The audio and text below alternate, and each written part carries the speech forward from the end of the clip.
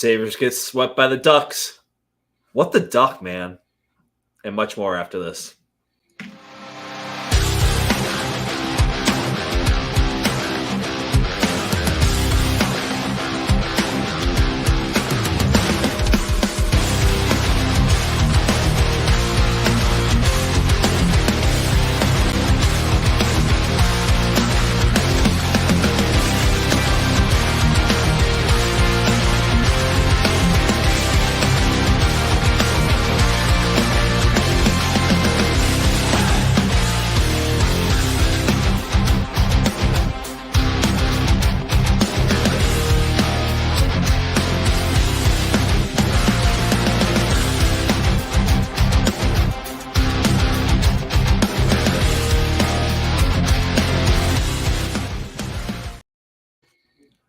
What's up, and welcome to Sabres Edge podcast presented by Nickel City Mafia. Before I get started real quick, though, and introduce my new co-host for the night, I wanted to bring up a giveaway that we are doing here on Nickel City Mafia. So we have our $100 Big Stitchy and Brody apparel giveaway. And all you have to do is just join the Discord and make your way over to Big Stitching Embroidery Apparel giveaway channel to say hi there, and other channels to get an entry. We're doing this here until the Sunday night of March 10th. So those are going to be open to anybody who watches Nickel City Mafia. Definitely go ahead, join our Discord, and get involved with that. But basically, my name is Top Shelf Timmy Corks. And my co-host is Sam the Bagman Jones. Sam, what's going on, man? Yeah, so I'm here reporting live from inside of a brown bag. It's kind of darker than I normally like it to be. But I guess that's fitting for the week that the Sabres had. It's kind of been, dreary out there too. So, yeah. Yeah. So, Sam, why are you in a brown bag right now?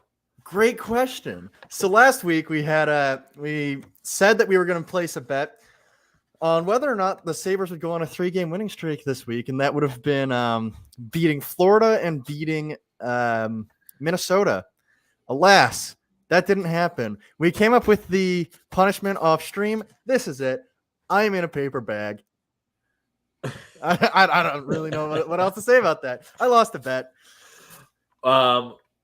Where do you find a paper bag these days? I mean, we could talk Sabres hockey, but I might be more interested to hear more about this bag you got on your head right now. So tell me all about it.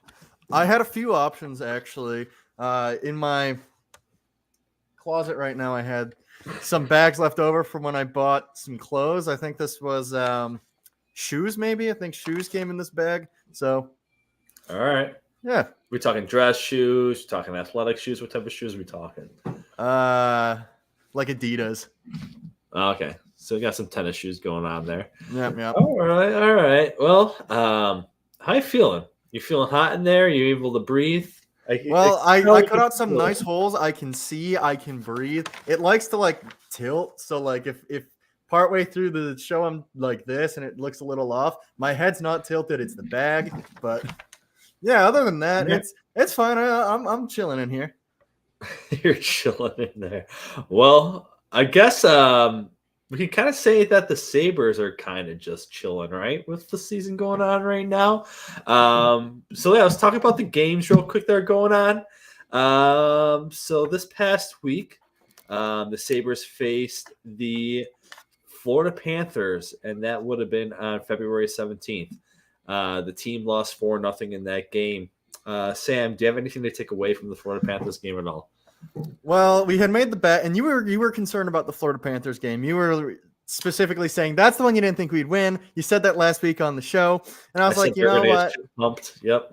I believe what I said, to the T, was something to the effect of, as long as Luukkonen keeps rolling the way he is, we're gonna stand a chance in every game we play. Minutes before the game, I read Luukkonen will be out for today, and I was like, "It's doomed. It's over." I made a post about it in our group chat. And I was like, "Yeah, may as well just start preparing the bag already because it is over." Comrie's in for this game, and lo and behold, we end up losing that one. It was honestly like their goalie played really well. We showed some signs that maybe we could play offense, and for a second there, we weren't getting caved in defensively either. As the game went on, things got worse. Some of the offense deteriorated, and we started letting in goals, ending up letting in 4. And even at the end of the day, like even if Luukkonen's there, you can't win a game if you don't score a goal. You need at least one. Otherwise, it's impossible. So, tough game. But I do think that, at least for parts of it, it was actually pretty fun. Yeah. I mean, it didn't come off as a 4-0 game as you expected, especially having Comrie in it. That was a tough pill to swallow coming into that game because here we are coming in against a former NHL Stanley Cup team, not a winner, but still the runner-up. You're having a great year this year, and to come up and face them with Comrie being your goaltender, kind of felt bad for you, Sam, because I knew what was going to happen. I knew that bag was be coming over your head real quick. So, yeah, it wasn't as bad as the game you thought it was. The Sabres still outshot the Florida Panthers 45-30. And it wasn't as much. I don't know. I think we can kind of go over the next 2 games really to focus on those. But this might be the one, even though they've lost a lot, or they've lost the most in this game. I don't know. This one really didn't stand out to me too much because it was as expected. Yeah. That was kind of my feelings towards the game. But I guess the biggest takeaway that just facing the Florida Panthers too is how well-rounded their team is overall. The Florida Panthers, you have guys that can score. You have guys that have a little bit of toughness and grittiness to them. And they play a very well-rounded defense too. So that's what makes them a good team overall. And, kind of hoping the Sabres finally get that at some point. Do you have any takeaways from the Florida Panthers or just watching them and watching a good team? Yeah, it's frustrating, right? Because they're kind of where we thought we might be. At the end of last year, they barely squeak into the playoffs in a spot that could have been ours. It was close. And they took another step, right? Now they're like clearly better than us. Instead of the maybe they are, maybe they aren't. It's close. No, they are clearly better than us. And stop laughing at me. Stop. I see you giggling there. Come on, I'm just watching you trying to keep the bag straight on Timmy, this is a serious podcast. Come on, Timmy. All right, keep going. It's like I'm hosting a show with a Minecraft person right now. Timmy, look at me. Look at me, Timmy. Straight face, Timmy. Timmy, straight face. All right, I'm just anyway, yeah, it's frustrating because that's kind of what you want to see from us. You want to see that improvement, and we didn't take that step, and it feels like we've regressed. And so it kind of feels like looking in from the outside when we watch them play, and it's like, man, this is what teams should be doing as like time goes on. They should get better, but here we are in an endless circle. It's kind of weird because you see a guy. Well, you look at that team; they have 3 of the top draft picks when it comes to was it the 2014 draft? Yeah, because with Reinhart, you have Ekblad, you have Reinhart, and then you also have Sam Bennett. And Sam Bennett was the 4th overall pick, and he was almost at the time of the draft. He was almost 1A, 1B for the best or the better offensive player with Sam Reinhart in there. But Bennett's kind of just a grit type of guy. He kind of fights now, which I'm kind of surprised from him. But I guess that's what's keeping him around in the NHL. He's not really much of an offensive guy, right? No, I don't believe so. No.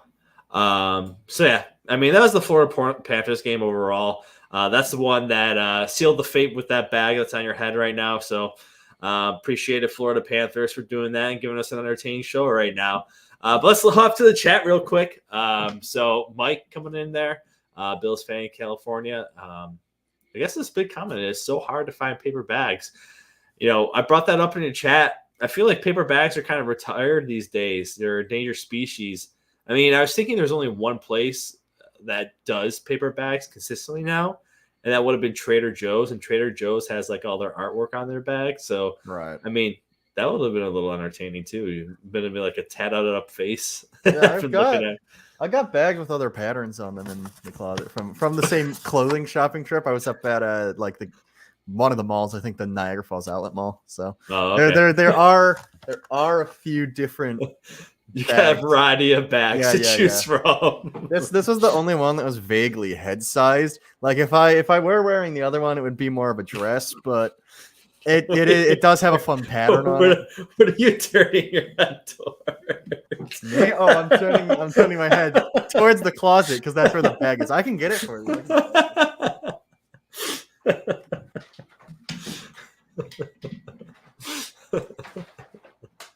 I mean, this is Yeah, so it's a we bit got too some big, stripes. Yeah. I mean, this stays. Yeah, maybe not big enough stripes to make it look thinner. You know, they say thick stripes make you thinner, so you don't have to worry about that, Sam. And then we got Tom coming in there saying, "Yeah, bags aren't cheap either. You gotta pay an extra few cents for that." So 5 cents I know up here in Maine, and I know back in Buffalo, I think it's around the same price too. So get yourself a little piece of gold sitting on your head right now with 3 holes in it.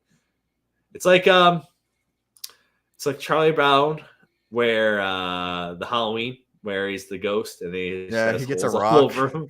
Yeah, he cut too many holes too, so it looks ridiculous. Yeah. All right. And yeah, Mike, we'll bring up that other topic that you have real after we go over the games. But yeah. So the next game following that was the Minnesota Wild. The Sabres ended up winning that game at a score of 3-2. In that game, I kind of felt like the Sabres lucked into a win there. It almost looked like the Minnesota Wild were playing a more complete game, but the Sabres kind of just skated away with the win on that during that. What were your observations for that game, Sam? Well, for one, I was glad Ukko-Pekka Luukkonen was back. That's always, helpful. He posted like his .938 save percentage. So, every game that Ukko-Pekka Luukkonen's in, you have a chance to. It feels like now you have a chance to win, and he keeps them in. He honestly played very well. The team rallied at the end with a great goal with the net pulled, and then takes control in overtime and ends up winning. It was a good game. That was like, it's nice to see a little bit of jump at the end of the game in a way that actually matters, because oftentimes we see, we don't pick it up until it's too late, and then it doesn't matter. And speaking of that, one of the stats I think they showed during that game was like the Sabres goal differential during the first period is -20. And then like, I'm not surprised. Actually, they showed what it was outside of the first period, but I don't. Our whole goal differential right now is -9. So if we're -20 in the first, we're actually positive in the second and third combined. We just have an issue with jumping out the gate slow. And I think that with Luukkonen playing the way that he is, he's fine. Like, we finally have a chance. Like, if you can survive the first, this team doesn't suck. But we are terrible in the first, and we lose games there. So, well, I mean, I heard listening to WGR too this week as well that they're mentioning that the Sabres are one of the top teams when it comes to 5-on-5 goal scoring, which is kind of very interesting when you think about it. So what's really dragging this team down is their special teams, their power play, because they're just not able to score on that consistently. And to think where they sit in the standings right now and being one of the top teams on 5-on-5 scoring as well, it's kind of mind-blowing, because we just got passed by the Montreal Canadiens, who are a -41 in their plus-minus differential. So it's a little bit, I just don't know. This team is just a bit of an enigma, because I really don't, one, there has to be some sort of change on this team, like we mentioned, but I don't know where that change comes from. I don't know what has to happen to make this team better. But like you said, it's good to get a win on this game. It's good that they actually caught up at the end and pulled a win in overtime. Yoki Haru scores a goal. And then you get some wins for, Casey Middlestat. He's back home. Jordan Greenway faces former teams and gets a win as well. So, it's good to see that. It has a little bit of morale boost to it. And you're kind of hope that this would carry on to the next game. And you could say it almost happened for the first two periods, and then that third period happened. So the Sabres in the next game, yesterday afternoon, face the Anaheim Ducks, and they get swept by the Anaheim Ducks. What the Ducks, Sam? What happened? Yeah, so remember that thing I said about Luukkonen like 3 minutes ago? Yeah, Luukkonen did not, for all intents and purposes, he did not show up very well that game. He let in a few soft ones, but there were some goals that definitely weren't his fault. We didn't let up too many shots. We only let 15 shots on goal. Luukkonen had 11 saves. So we didn't let in too many shots. But when we did let in shots, it felt like it was just the result of a terrible defensive breakdown. And so I think the first goal that they scored, or maybe it was the second, was just like a guy had 3 seconds by himself in the slot all alone. Like, it's not Luukkonen's fault that one went in. Yes, some of the other ones could be his fault, but there were definitely, like, one of them was a breakaway, I think. Like, there were very big defensive lapses that happened. Yeah. And I think that it's frustrating too, though, because this was on a game where we actually got some pretty decent offense. We got 3 goals. We had 37 shots, so it wasn't all bad like shots like they were going in. It really did feel like we were moving the puck effectively. One of them was a power play goal, which you talked about the kind of ineffectiveness of that recently. It's frustrating that we get the offense kind of clicking, and then all of a sudden the goaltending, which has been so good, lets us down, right? We just don't seem to be able to have nice things. No. But I think Mike is right when he said UPL was really only responsible for one of those goals. The other 3 were defensive breakdowns. And you see it especially in that last goal when both Clifton and Ryan Johnson are on the ice. Clifton had actually the prime opportunity just to take the guy out with a check, and that probably would have ended their offensive pressure. But instead, he whiffs. The guy gets around him, and then instead of trying to get back and take on the guy again, he kind of just lackadaisically tries to catch up to him, doesn't try to stick check him or anything like that. Ryan Johnson's then in front of the net trying to protect from the crossing passer, but when Ryan Johnson, he just didn't realize, and maybe just take the I don't know if it's something that they're being caught defensively, but he didn't engage the player, which just allowed the guy to walk in front of the net and shoot and score with no pressure at all. And Why did Ryan Johnson why did he not just engage the guy? I don't mean you don't have to check him, but just get some sort of body on or knock the puck away or something. It was just frustrating because, like you said, it was a game where you felt like the Sabres should have won in the first 2 periods, and you get down to the third period, and you're like, what is going on right now? You should be closing out this game. You're facing the Ducks. Yeah, you lost to the Ducks earlier in the season, but we're going to get swept by this team right now. There's no revenge. There's no motivation to go out and get a win here. I mean, that was just it's the Sabres season in a nutshell. It's the Sabres season where it's been win a game, lose a game, win a game, lose a game.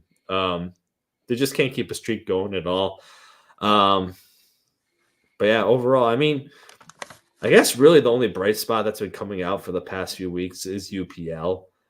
Did they ever mention what type of injury he had at all when he came? I believe it was just like minor lower body, so I imagine it was like soreness or Okay. Which that's good news, I guess, right? Yeah, it was only one game. Like I don't think they cared to give too much detail because it didn't really matter. Yeah. No, not at all. I mean, to sum, how would you sum this week up for Sabres hockey? Dull. Like Yeah. at this point, you're losing more games than you won this week. The fans are checking out. It's dull around the Sabre universe. There's not much going on. We're just marching towards the offseason at this point. I guess we're marching towards the trade deadline because that's interesting. There's still all those conversations about what you're going to do with Casey Middlestat, who you want in your team going forward. But for all intents and purposes, we're marching towards the offseason, and we're doing nothing to kind of stave off that feeling of this was a wasted season. Here we go again. So this week to me was dull. Yeah. No, it really has been. I mean, it's more of like the off the ice stuff that's been more interesting. One of the things I've been picking up on between Kevin Adams and Don Granato is now Don Granato has been leading into the injury thing this whole entire season, which is, I mean, yeah, you've been down some guys, but you've had most of your good players, well, what you think would be your good players on the ice for most of the season. So I'm not buying the whole injury thing. Yeah, Jack Quinn's been out, but you shouldn't be hanging this whole season on Jack Quinn as a second-year player. But the other thing that they've been bringing up too is the fact that, everyone was having a great year last year. Well, everyone's having a down year this year. So this isn't going to be normal. And WGR had Paul Hamilton on today, and he brought up a good point because he said, well, how do you know what's regular for this team? How do you know if last year is what you're going to get for a majority of the time? What if this is what you're actually getting from the Sabres team right now? This is what you're actually going to get out of your core. This is going to be consistently for the next couple of seasons. How can you give that type of answer? And I kind of sat there and I said, he's right. We haven't seen anything consistent out of this team or this core at all to say, like, last year wasn't a fluke and this year is a fluke. You don't know. And that's what the most concerning part is for me right now, because I think we mentioned before, we're locked up on some guys right now that had some career years last year for 7 years. And who knows what going forward, what this team's going to be like. Did you catch that at all? Do you have any thoughts on that, Sam? Yeah, so I had said in one of our shows kind of before the season started that, yeah, we had a bunch of guys who had career years. You can't expect that from everyone again going forward. Like, some players are going to have regression, and if you're trying to make the playoffs, you got to hope that one, that the regression isn't that bad, and two, that some of those younger players have better years, which we've seen from JJ. We're seeing from Luukkonen. Quinn, obviously, that's an unfortunate circumstance. But you see Power got worse.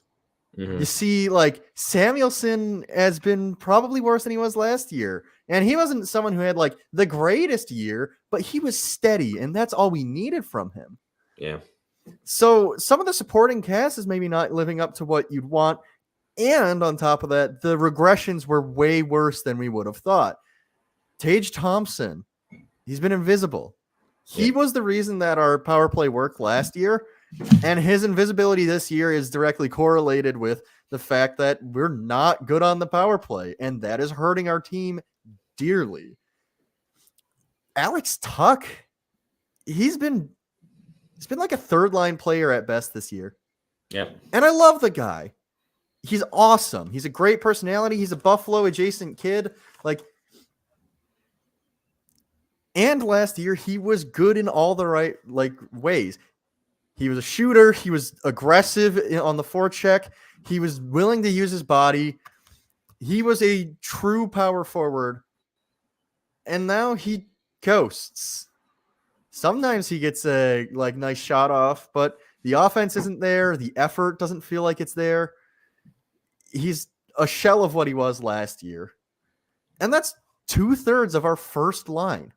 Jeff Skinner has been fine, but you can never expect really eliteness from him. He's pretty good offensively, and his defense has never been good. So it's not like he was carrying the first line to begin with. So now you're down your whole first line. Your second line has Cousins, who he's had a bad season, Quinn, who hasn't been there, and Peterka, who actually did better. But like, you get my point. It's the regression has really hurt us.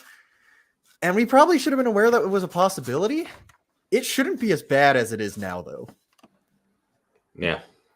And it really hurts more too that going into the season, at least, through July and August, you knew Jack Quinn was going to be out, and you did nothing about that. You didn't try to trade for anything. You didn't try to bring, and I mean, like we've harped on this, it's hard to bring a free agent in because no player is going to really want to sign here. That's at least either trying to get a last contract before he retires, or a player that probably shouldn't be in the NHL would probably sign here, or you're going to have to sign him to a long-term big contract deal. And that player has to be like, I know this team hasn't made the playoffs in 13 years, but I don't care. I'm getting paid. That's all that matters. And I don't know if you want that type of attitude on this team. So, but still, not to do anything, at least not try to trade something to keep, at least I wouldn't say a stopgap, but to add something to this team while Jack Quinn was out. That's just infuriating too. And you whiffed on defense. You still didn't get a second D. I mean, you brought in Clifton, who, relatively, he played for the Bruins. You kind of knew what you were getting out of him. You brought in Eric Johnson, who's on the last legs of his career. You weren't sure if Ryan Johnson was going to be coming in at all. I think he did sign before free agency started, but still, I mean, you didn't know what you were going to get out of him. Owen Power coming into his second year. They relied on just, oh yeah, we're going to do the same exact thing next year. No one's going to regress. Nothing's going to happen. Not those things that happened last year weren't a fluke. Everyone had their career year. They're still going to get better from there. And to look at the team that way and how long it's been on the playoff or been out of the playoffs for this long, it's just infuriating at this point. And it kind of just to go on with some like comments that are being made by even like veteran players too. So I know Mike brought up the saluting thing. I'll bring that up in a little bit. But the other thing that really infuriated me too was when Granato, when Kevin Adams, and even like guys like Okposo are saying, yeah, we're in a 13-year crowd, but we don't own that. That's not us. And it was kind of funny because I'm still bringing up WGR, and Sal Capaccio brought up Sean McDermott when he first signed on to the Buffalo Bills, and the opening press conference said, yeah. And when someone asked him, this team's been on a 17-year playoff drought. Is that something you worry about? It's like, I signed up for this team. I knew, and I'm going to own that 17-year playoff drought. Even though I wasn't a part of it, now I'm a part of it, and I own that. So whatever happens after this and whatever we do, I'm putting towards the fact that this team needs to get out of this 17-year playoff drought. And that's the right attitude to have. And just to hear that Kevin Adams, Don Granato, and Okposo are saying, well, that's not our fault that we haven't been in the playoffs for 12, 13 years. And I understand that, but that should be something that's be motivating you too, that, hey, your fans are down. This franchise has been down. And even though you haven't been part of the team, well, even Okposo has been part of the team for a long time at this point, but even though you don't want to own that playoff drought, that your fans own that playoff drought, and you want to be motivated to do that. And that's kind of what leads into this disconnect that comes between the players and the fans at this point. Because right now, it's been brought up again by Mike Harrington too in the Buffalo News, is that, he heard from a veteran player that they're not saluting the fans after wins at home is kind of like an FU to fans because the players are butthurt because the team's getting booed and they booed Don Granato during that Columbus game where they lost 9-0. And they took that to heart and they're no longer saluting the fans because, oh, you booed us for games where we stunk. And that's just, and I think I mentioned earlier in this year, this team has an attitude problem where they have something against the fan. It's like a them versus the fans. And I'm going to tell you right now, you guys are losing. And I mean you guys, I mean the Sabres players. You're losing that battle. Because once you do that and the fans find out that that's an FU to them, the little fans that you have left, they're out. They're checking out. Because I'm one of those fans too, because it's like I have nothing emotionally invested into these players anymore because there's no one inspiring on this team anymore. Yeah, you have UPL having a great year, in which I'm happy for. He's probably the only player I'm happy for right now on this team. Like, you're having a career year. Good for you, man.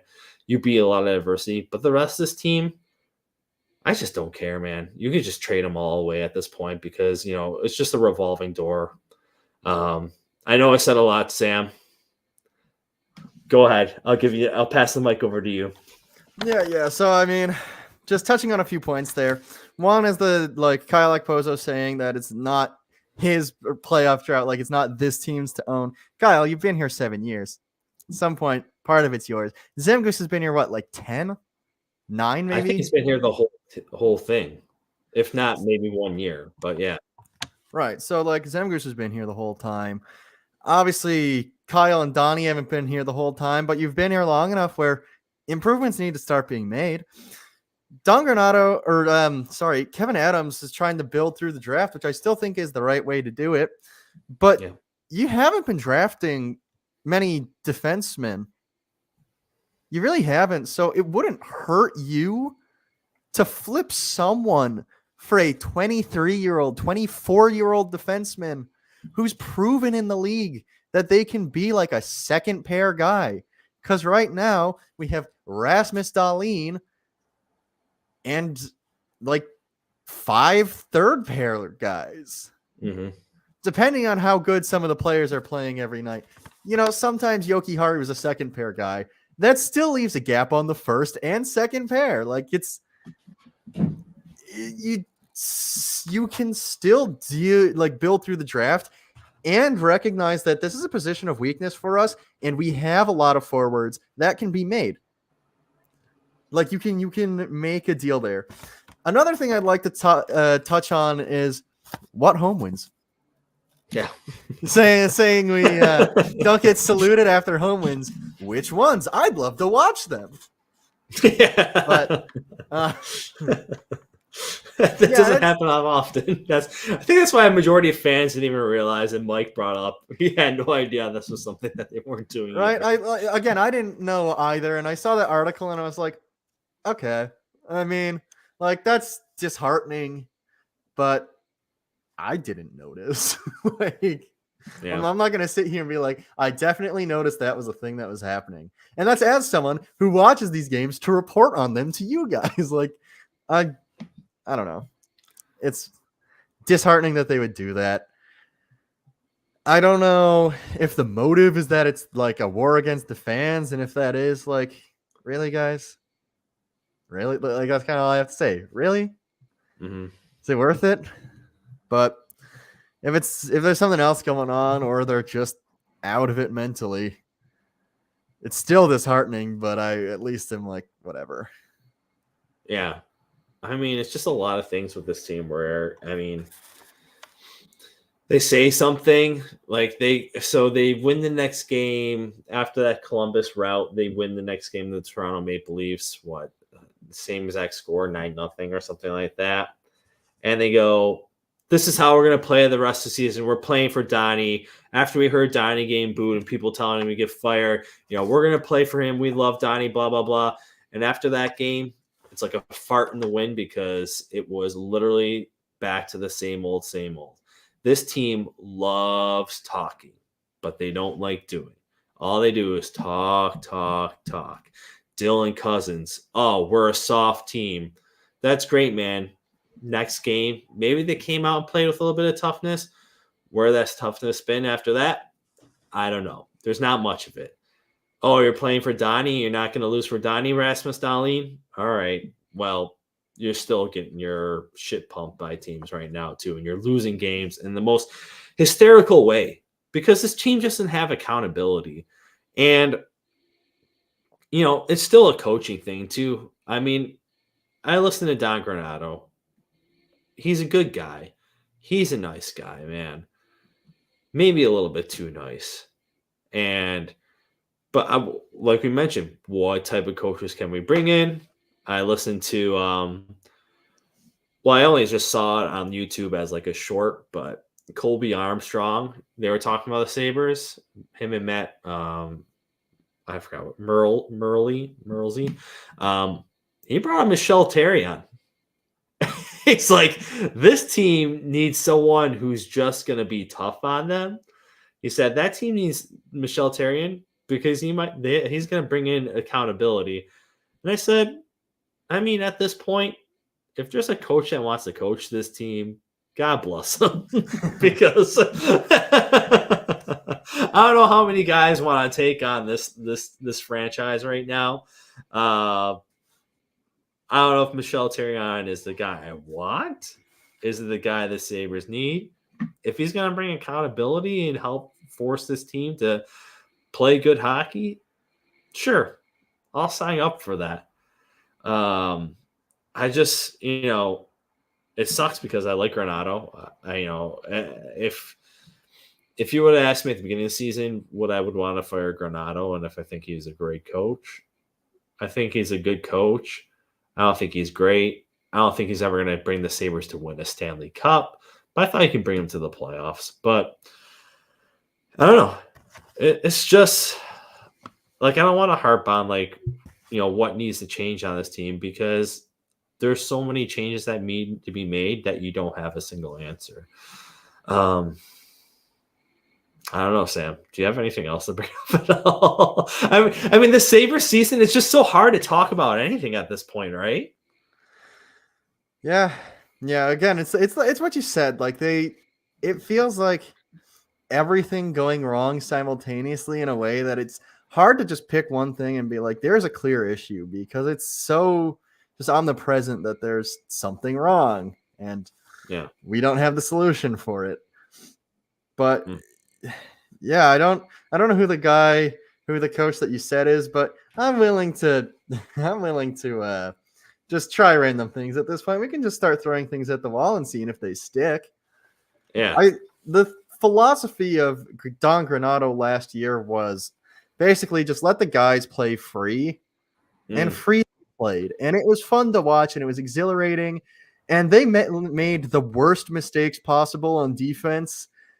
And I don't know how we were doing better just having the guys run out there and have the time of their lives than we are doing now. When Don said that now we're going to start coaching defense and start teaching them how to play the right way. It's like, how do you go from just saying like, yeah, we're just kind of doing whatever to we're going to do it right and get worse. Yeah. And then we talked about roster construction. Like you didn't add anything to make the team better. You kind of just let it continue the way it was. Yeah. We brought in Clifton Johnson, Eric Robinson. Cool. Biggest additions to any team this year. Yeah. But yeah, there's a lot going wrong. And it's hard to point your finger at one thing. And so that's the issue with them right now. It's just, but yeah, I'm willing at this point to just throw things at the wall, hope they stick. Yeah, sure. Therrien or whatever his name is, he can coach if he wants to. Yeah. If anyone wants to, they can. Tell me, are you looking for a coaching position with the Sabres right now? I mean, I wouldn't be a long-lived stint for the Sabres, but I can motivate those guys. I might be old school. I might be back skating after every loss, I don't know if I can give. I'd be more of like a nice type of like game manager type of guy. So I'd be like the guy sitting there being like, all right, my assistant coaches, I got to bring in a nice guy who has a good, power play. I give guys with experience in there to do the other stuff. I'd just be the face there, kind of looking pretty. And then when things go bad, I'll be the bad guy. That would be my whole entire plan as a coach if the Sabres asked me to come on. I don't know how much better smarter than you and just be a bad guy when needed. That's probably fine. Yeah. I mean, I don't know. I'll motivate the boys somehow. I can get guys to get fired up, get ready for games. You're gonna be like the Ted Lasso of the NHL. Essentially, yeah. No idea. I do know hockey and offensive philosophy and stuff like that, and defensive philosophy. But I mean, at an NHL level and how to manage guys, that's a tough overall. That's a tough job. I'm not saying I can do that. Do you think you can do this? Oh no, absolutely not. Yeah. So I mean, I'm just throwing stones in glass houses if I'm saying I can coach. I can't do it. I know it was a tough job, Donnie. That's why I feel bad. But, there's guys out there who have done it before. Michel Therrien, he was the Penguins coach when Sidney Crosby came on. So he helped develop that first wave. And I think he took them to their first Stanley Cup where they didn't win. Then they canned them. And then that's when Balsma came in and won the cup then. So, I mean, well, we had Dan Balsma, and we had Balsma. We've been through a lot of coaches. Yeah, but yeah, it's hard because we're harping on the negative right now. Mike says, do we have anything to look forward to with these guys? And he does bring up Levi. So Levi's been playing pretty well with the Amherst, and I believe the biggest feat that he had was against the Toronto Marlies, where he actually had a shutout and saved 53 shots. So he's been having a pretty good stint down with Rochester, which is good to see. John Granado was asked about it today on the show as well, on WGR. And he said, they knew him up in the NHL. They saw him where he was kind of more of in a panic mode and was reacting more than being prepared for games. So they wanted him to get development down in Rochester. And they're kind of seeing with him right now with the Amherst, which, I mean, yeah, that's great. I'm glad to see him developed because I think that's the conversation that we had. Get him down in Rochester, have him experience being their number one goaltender. And it's good because last year we were talking about not having a goaltender problem. And this year we don't really have a goaltender problem because now we got two guys to look forward to in the future, two young goalies. Have you been paying attention at all to the Amherst at all and Levi? Yeah, so I've just kind of vaguely been keeping tabs on his scores, and he seems to be doing pretty well. As far as the Amherst in general, I haven't paid too much attention to Rosine and Kulik. I kind of just been waiting to see if they get called up or not, but yeah, then I'll pay more attention to them once they're here, if they get here. It's tough because, especially with the AHL, to watch the games, you have to get the AHL streaming network. Yeah, which is actually pretty expensive. So a lot of my news actually just literally comes on from hopping down or just looking at the Reddit chat and seeing the GIFs or the short videos of guys scoring or whatever news they have there. Because it's really tough. I mean, it's tough to follow a lot of the prospects because you have so many guys who are all pretty much performing well across the country. Or across the world. I mean, Provorov, Oslin, the Strubic. I mean, I haven't really heard any bad news about prospects at all or anyone that's struggling.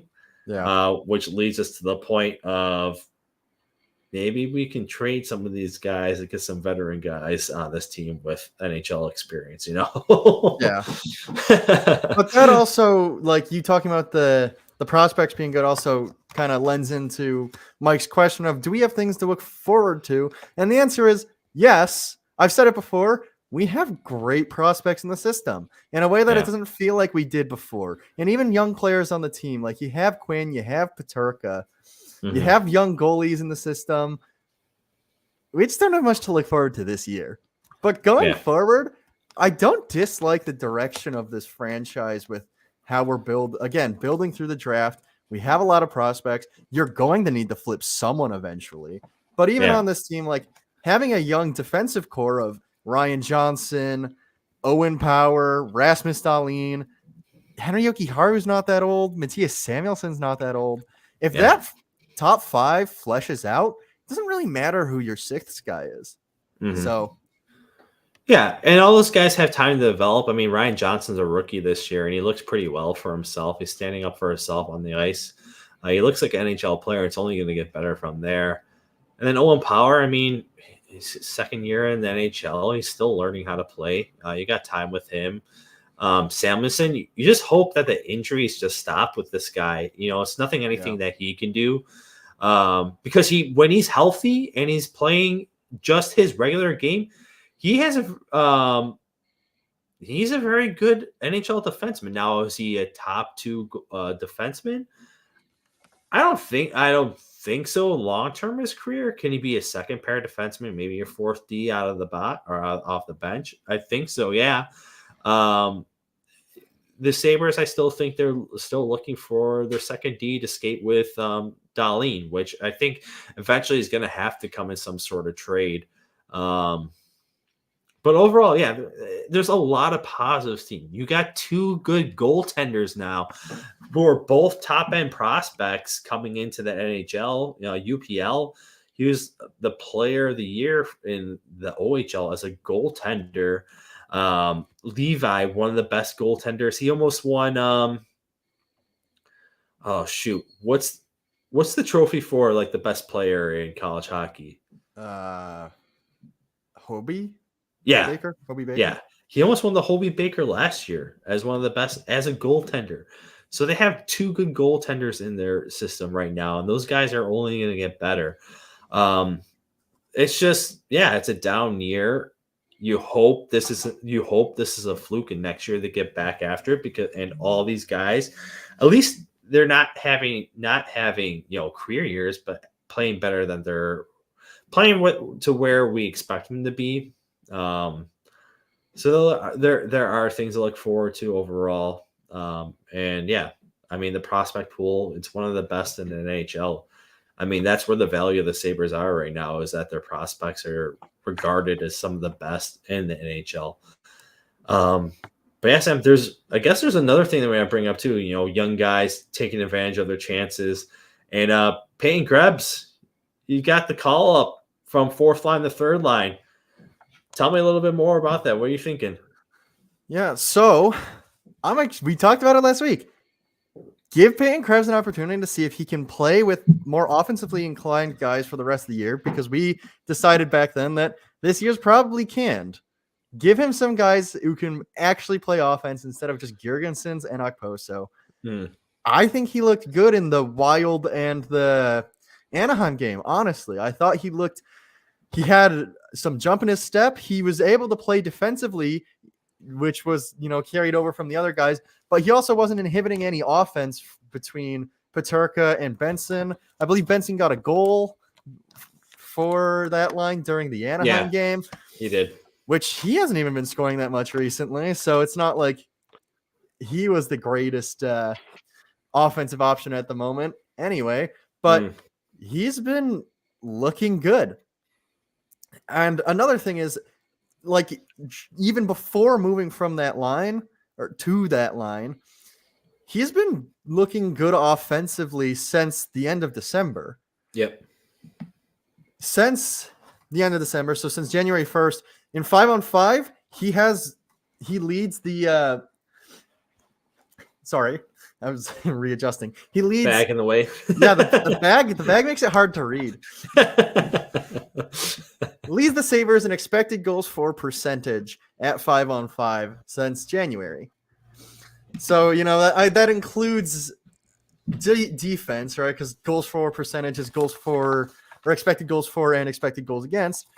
So he seems like he's doing pretty well as in a well-rounded kind of way. But it could have just been more his defense. He's actually still, though, third in expected goals for per 60 on our team. So he's creating a lot of offense, just maybe not finishing on it, which has always kind of been one of his problems, that he's not exactly a shooter. He's more of a playmaker. If he can add shooting into his game, then he could be a very dangerous player, and he has looked that way now that he's playing with some stronger offensive weapons. Yeah. I mean, you saw that from him when he first came in the Sabres and was bouncing between the Amerks and the Sabres, where he played on a line. He centered both Peterka and Quinn and was very successful at that. And I've been saying at the beginning of the season, I wanted to see more Peyton Krebs because he had a lot of potential coming into the Sabres. And for him to get that chance now is great. And who knows? I mean, there's a lot of conversations of, there are teams who are interested in Girgensons and Okposo as a trade market. Now, I don't think the Sabres are going to get anything in value in return for both those guys, if I'm going to be totally honest with you. So that means you're going to be calling up some guys to play on your fourth line that are probably not going to be your typical fourth line guys that you expect. And what I mean by that is probably at least going to be one of Rosine and Kulik, and then maybe another player, or maybe both. And that would give Krebs an opportunity to play with more skilled players too. So, I mean, that would be good. There's been rumors of Krebs also being interested, other teams interested in Krebs as well. I would kind of like to see what we can get out of this guy when he has talent around him before, giving up on him. It's kind of like a Casey Middlestat situation where you get this guy between some playmakers and he's a difference maker. You see that this year with Middlestat with leading the team in points. And I mean, there's still a lot of potential. A lot of some of these guys that are on the roster. It's just the way that the team's made up and where they've been playing is just it's a tough watch at this time for these guys. And you're really hoping. I mean, like I said, it's tough because they're having a bad year, and I don't take anything personally on the team at all. There's a lot of good guys on this team. I mean, there's no player. I can't point out a player and say specifically who I hate as a player on the team because really there's nobody that stands out at all. It's just more of it's just a frustrating thing. And it's an organizational thing where you're just kind of frustrated overall with like the franchise. So I don't take any heart. I mean, I don't know. There's not a single player that you can blame at all, right, Sam? No, not particularly. So it's just a weird situation where I do hope the best for a lot of these players on the team. I want them to be good. They were fun last year. I was excited for the season. It's just been a big letdown. So, no, I definitely want to see some of these younger guys getting opportunities with more skilled players, and Krebs being one of them, just because this guy has a lot of potential overall. Besides that, was there any other news that you noticed at all with the Sabres? Not particularly. Again, it's been a rather dull week. Yeah. I could say the same too, because I really haven't. I mean, you still have like the trade deadline stuff, like we mentioned, Girgensons, Okposo, Eric Johnson, Middlestat. Yeah. You're still hearing a little bit of things, but that's kind of died down too. So there's really not too much topics to talk about. So, did you want to talk about 3 stars of the week at all for this past week? Well, I was just gonna say again, when the big news of the week is that the players aren't saluting, it's been a kind of boring week. But yeah, I don't really have 3 stars this week. I was thinking about it earlier. I'm like, who would you give it to? Yeah. So if you can think of even anybody, if you can get 1 star this week, I'd be impressed. Yeah, I mean, you can't really give it to UPL.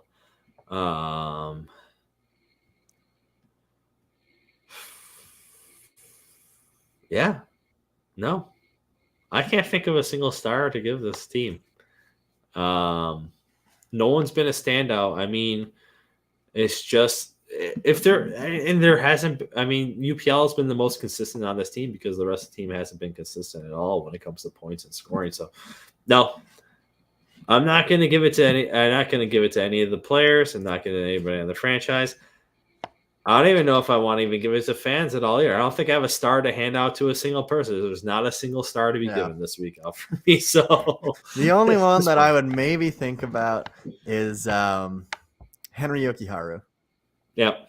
He's not been outstanding, but the fact that I can't name a bad thing he did this week, and he had that overtime goal, it makes me want to lead towards him if anybody. But that doesn't mean I'm gonna give him it. Yeah. I mean, it's just like a participation trophy at this point. We're giving a star and all. Mike asks, I think he's asked about Jordan Greenway. Hasn't Jordan Greenway been scoring? Yeah, so he had a goal. He had the tying goal against the Wild. Nobody scored against the Panthers, so I don't think he would have had one then. Yeah. Or his thing got redacted. It was actually an assist against the Wild. Yeah, so where that goal Dylan Cousins got that one, I guess. Yeah. He got an assist against the Wild. And I'm not counting anything from the LA Kings game. He scored against the Ducks too. Yeah, so he's got 2 points in those 3 games, and he's always kind of a responsible guy. So maybe him, but again, there's not really great standouts from this week, even including him. Yeah. No, I mean, it's just been tough. Like you said, it's just been a dull, boring week of Sabres hockey. It's tough because, we got a show going on right now. We got to keep people entertained, so that's why I got your bag on your head. Right. I'm the entertainment for this week. Yeah, I mean, I feel bad. You don't have to. So yeah, I mean, overall, it's just been a tough week, man. It's been a tough season, but this week, for some reason, it's just been a little bit more lingering of all right, well, let's just get closer to the trade deadline. Maybe we can pick up something. Maybe something can get us excited. So, no, I mean, we're just in the doldrums right now, waiting for March to happen. So, I guess it's fine that we can go up to this next week of games because we got some make or break ones here because our next game is going to be tomorrow against Montreal that just jumped us in the standings, followed by the Columbus Blue Jackets on Friday. Then you go at home against the Carolina Hurricanes. And then next week on Tuesday, it's going to be the Florida Panthers. So, Sam, what are you expecting out of this week? What happens if they lose those first 2 games? What are we doing here? Well, me personally, I'm expecting not to make any bad bets this week. Yeah, so 2 games you should be able to win next week, right at the start. Then you transition into 2 games you probably shouldn't win. Given how the Sabres play, we're beating the Canadians and the Hurricanes and losing to the Jackets and the Panthers because that one win, 1 loss kind of pattern we got going on. Yeah. Just to give us the points edge this week, we lose in overtime to the Blue Jackets. That's my prediction. Yeah. We got 2-1-1 this upcoming week. It's still embarrassing. You lost to the Blue Jackets. The Panthers laugh at you as you exit their stadium. Can't think of really anything else that happens this upcoming week. What about you? What do you think happens, or what would you like to see happen? I would like them to win 2 games in a row against the Montreal Canadiens and the Columbus Blue Jackets. I mean, you got to show yourself here. You got to show that you're an actual hockey team at this point this year.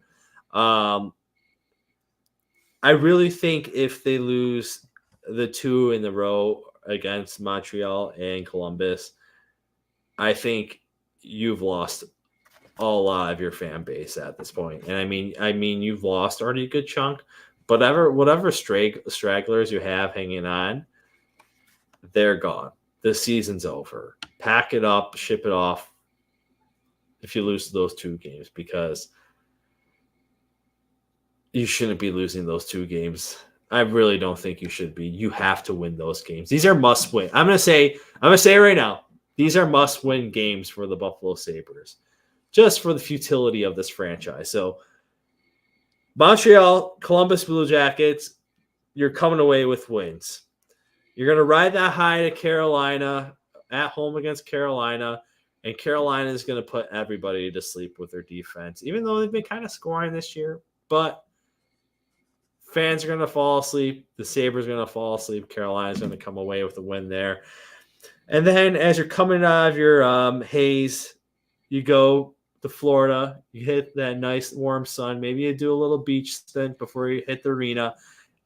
And you're just going to get pummeled again, because the Florida Panthers are going to let you know, we're not the Buffalo Sabres. We don't lose at home. We're going to win. And, yeah, I think it's going to be another shit pumping.